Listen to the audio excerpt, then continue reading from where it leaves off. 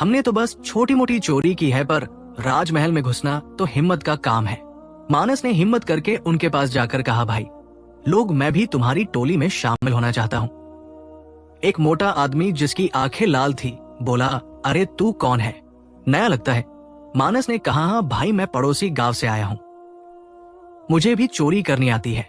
मोटा आदमी हंसते हुए बोला, अरे चोरी तो बच्चों का खेल नहीं है, यहाँ जान पर बन आती है, तू क्या कर लेगा। मानस ने कहा, आप मुझे एक मौका दीजिए, मैं साबित कर दूंगा। अंधे के हाथ बटेर लग जाए तो क्या गलत है। सभी लोग हंसने लगे। फिर उनमें से एक पतला दुबला आदमी बोला, अच्छा भाई, कल रात को एक काम है, तू चल हमारे साथ। अगर तूने काम सही से किया तो हम तुझे अपनी टोली में शामिल कर लेंगे। अगली रात मानस उन चोरों के साथ एक सेठ के घर चोरी करने गया। उसने बड़ी होशियारी से काम किया और बिना आवाज किए सेठ के घर से माल चुरा लाया। चोर बड़े खुश हुए। पतले आदमी ने कहा, वाह भाई, तूने तो कमाल कर दिया, अब तू हमारी टोली का हिस्सा है। मानस धीरे धीरे उनके बीच घुल मिलने लगा। वो उनके साथ छोटी मोटी चोरियां करने लगा। उसे पता था कि जल्दबाजी में काम बिगड़ जाता है, इसलिए वो धैर्य से काम ले रहा था।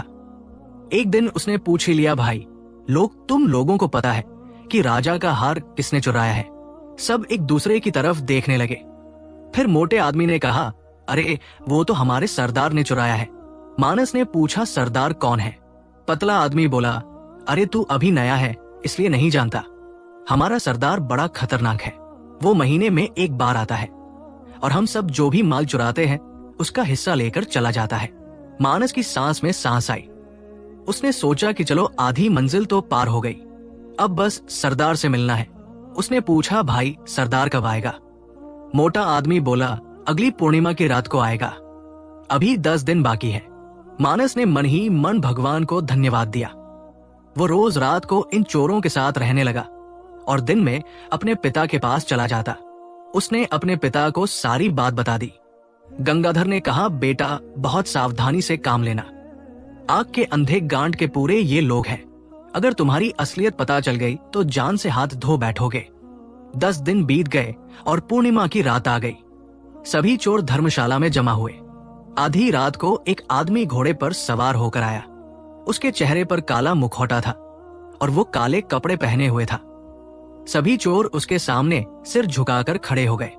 सरदार ने आवाज में कहा, क्यों भाई, इस महीने कितना माल आया। पतले आदमी ने एक थैली आगे करते हुए कहा, सरदार ये रहा इस महीने का माल। सरदार ने थैली ले ली और बोला, अच्छा है।